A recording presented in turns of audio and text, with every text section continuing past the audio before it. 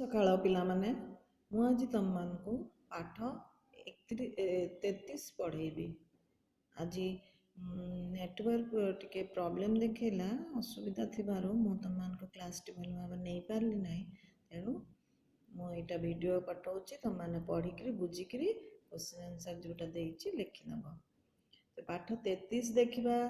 ପାଠ 33ରେ କ'ଣ ଅଛି ଦେଖ। ସ ଯୁକ୍ତ ପ ଅସ୍ପ, ସ ଯୁକ୍ତ ଫ ଅସ୍ଫ। ପୂଜ୍ୟସ୍ପଦ, ପୂଜାସ୍ପଦ, ପୂଜାସ୍ପଦ ମାନେ ପୂଜା କରିବାର ଯେଉଁମାନେ ଯୋଗ୍ୟ ସେମାନେ ପୂଜାସ୍ପଦ। ତମର ପୂଜା କରିବାର ଯୋଗ୍ୟ କିଏ? ତମର ଗୁରୁଜନ ମାନେ, ତମର ଅଜା ଆଈ, ଜେଜେମା ଜେଜେବାପା, ବାପା ମା, ତମ ଶିକ୍ଷକ ଶିକ୍ଷୟିତ୍ରୀ, ଏମାନେ ସବୁ ଗୁରୁଜନ ମାନେ ପୂଜାସ୍ପଦ କୁହନ୍ତି, ପୂଜା କରିବାର ଯୋଗ୍ୟ। ଏମାନଙ୍କୁ ଆମେ କ'ଣ କରିବା କଥା? ସବୁବେଳେ ସମ୍ମାନ ଦେଖେଇବା କଥା, ନମସ୍କାର ପ୍ରଣାମ କରିବା କଥା, ଆଜ୍ଞାକାରୀ ହେବା କଥା। ଏଠି ଦେଖିବା ସ୍ଫୁଲିଙ୍ଗ। ସ୍ଫୁଲିଙ୍ଗ, ସ୍ଫୁଲିଙ୍ଗ ମାନେ ଏ ଯେଉଁ ନିଆଁର କଣା ଗୁଡ଼ିକ ଏମିତି ଏମିତି ଯେଉଁ ପଡ଼ୁଛି ଚାରିଆଡ଼େ ବିଚ୍ଛୁରିତ ହେଇକିରି, ସେଟା ହେଉଛି ସ୍ଫୁଲିଙ୍ଗ ମାନେ ନିଆଁ କଣା। ଏସବୁ କେମିତି ହୁଏ? ଆମେ ଯଦି କିଛି ଗୋଟେ ବାରୁଦ ଜଳେଇବା କିମ୍ବା ଫୋଟକା ଫୁଟେଇବା, ଝିରିଝିରି ଫୁଟେଇଲେ ନିଆଁ କଣା ସବୁ ଚାରିଆଡ଼େ ବିଛୁରି ହେଇକି ପଡ଼େ, ସେଟା ହେଉଛି ସ୍ଫୁଲିଙ୍ଗ କୁହାଯାଏ, ନିଆଁ କଣା ଗୁଡ଼ିକୁ।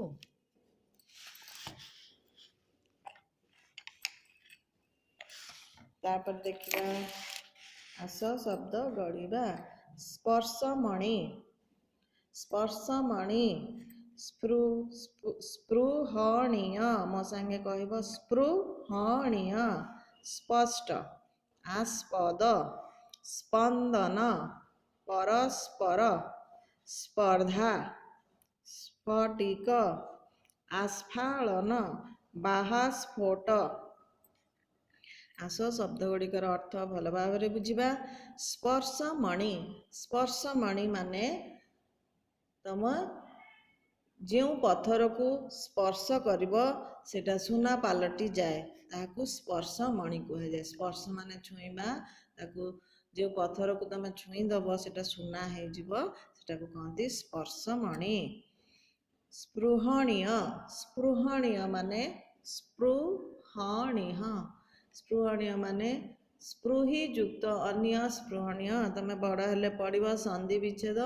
ସ୍ପୃହି ମାନେ ବାଞ୍ଛ ମାନେ ଇଚ୍ଛା, ଅନ୍ୟ ମାନେ କରିବା, କ'ଣ କରିବା? ବାଞ୍ଛନୀୟ ବା ଲୋଭନୀୟ, ବା ତମକୁ ଯେଉଁଟା ବହୁତ ଭଲ ଲାଗୁଥିବ, ଆଶ୍ଚର୍ଯ୍ୟ ଲାଗୁଥିବ, ସୁନ୍ଦର ଦେଖାଯାଉଥିବ, ବେଶୀ ଇଚ୍ଛା କରୁଥିବ ତମେ ସେ ଜିନିଷଟି ପାଇବା ପାଇଁ, ସେଟା ସ୍ପୃହଣୀୟ। ସ୍ପଷ୍ଟ, ସ୍ପଷ୍ଟ ମାନେ ଠିକ ଭାବରେ ଯେଉଁଟା ସଠିକ ଉଚ୍ଚାରଣ କରିବାକୁ ସ୍ପଷ୍ଟ କହନ୍ତି।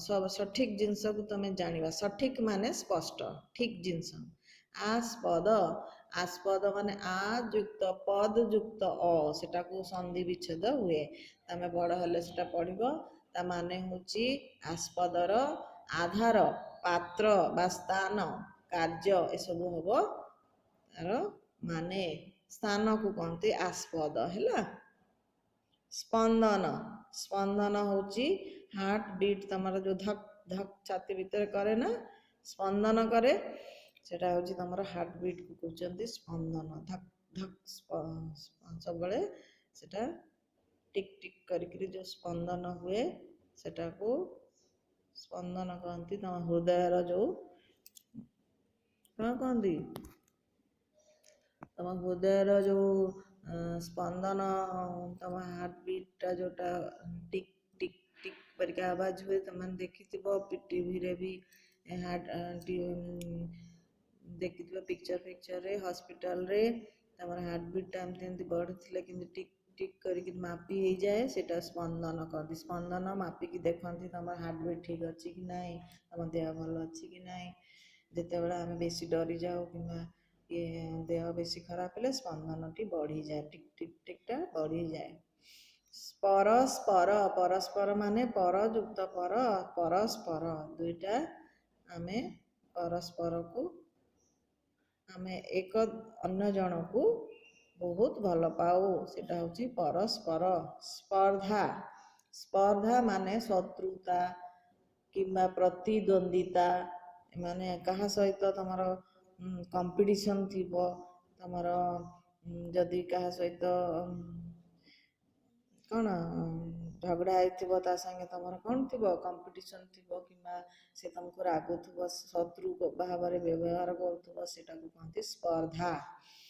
ସ୍ଫଟିକ, ସ୍ଫଟିକ ତଳେ ଫ ଅଛି ନା, ସେଥିପାଇଁ ଆର ଉଚ୍ଚାରଣ ହବ ସ୍ଫଟିକ।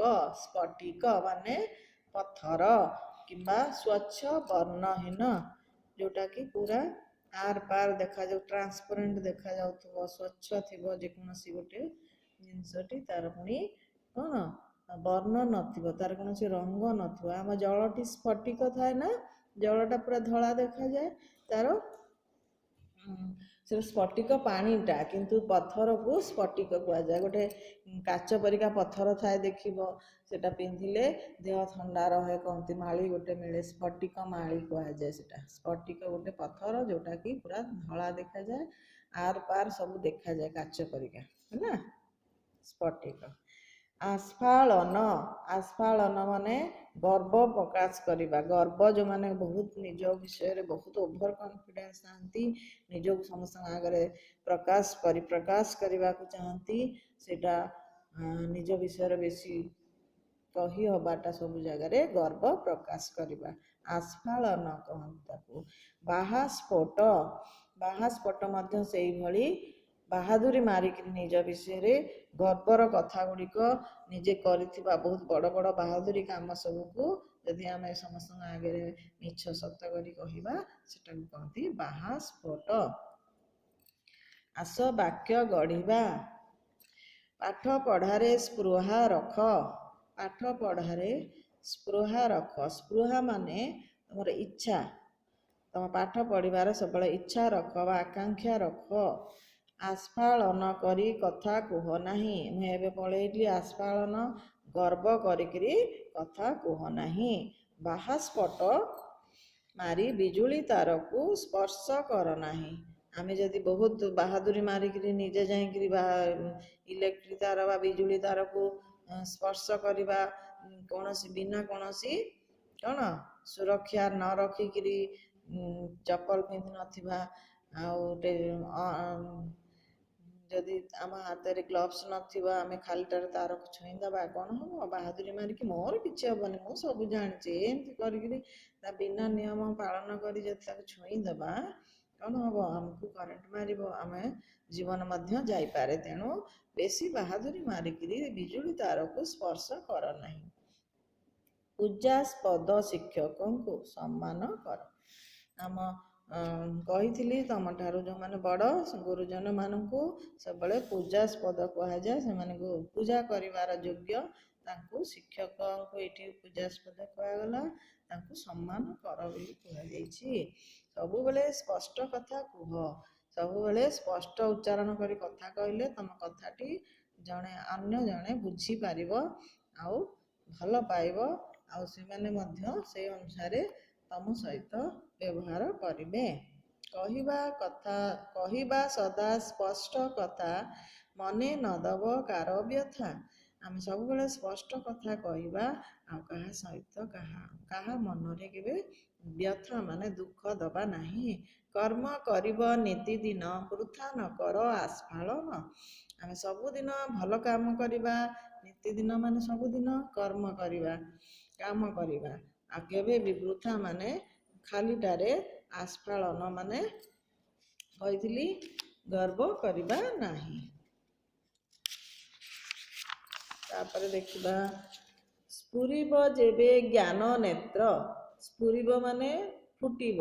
ତମର ଯେତେବେଳେ ଜ୍ଞାନ ନେତ୍ର ମାନେ ଆଖି, ଜ୍ଞାନର ଯୋଉ ଚକ୍ଷୁ, ମାନେ ତମ ଭିତରେ ଗୋଟେ, ତମେ ଧୀରେ ଧୀରେ ବଡ଼ ହବ, ବେଶୀ ଜ୍ଞାନ ତମର ବଢ଼ିବ, ସେଟାକୁ କୁହାଯାଇଛି ସ୍ଫୁରିବ ଯେବେ ଜ୍ଞାନ ନେତ୍ର। ହୃଦ କମଳ ପ୍ରସ୍ଫୁଟିତ। ହୃଦୟରେ ଥିବା କୋମଳ, କମଳ ମାନେ ପଦ୍ମ, ପ୍ରସ୍ଫୁଟିତ ମାନେ ଫୁଟି ଉଠିବ, ଖୋଲିକିରି ଫୁଟିବ, ତମେ ବେଶୀ ଜ୍ଞାନ ଲାଭ କରିବ। ପୂଜାସ୍ପଦଙ୍କ ଠାରେ ଭକ୍ତି, ପୂଜାସ୍ପଦଙ୍କ ଠାରେ ଭକ୍ତି ସଦା ଈଶ୍ୱର ଅନୁରକ୍ତି।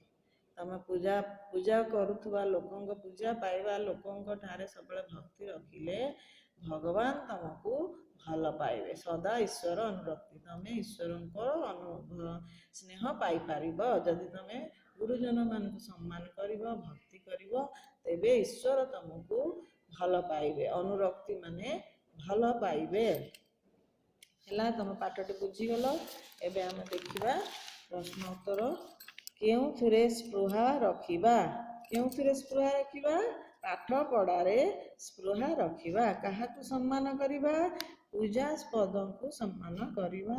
କଥା କିପରି କହିବା? ସ୍ପଷ୍ଟ କଥା କହିବା। ଏଇଟା ହେଇଗଲା। ତାପରେ ଏଇଠି ଦେଖ, ପଦ ପୂରଣ କର।